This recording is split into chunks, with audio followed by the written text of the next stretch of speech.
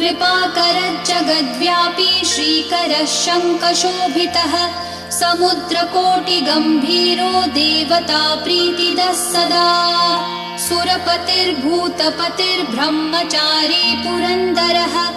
आकाशवायुमूर्तिश्च ब्रह्ममूर्तिर्जले स्थितः ब्रह्मा विष्णुर्दृष्टिपालः परमोऽमृतदायकः परमानन्दसम्पूर्णः पुण्यदेवः परायणः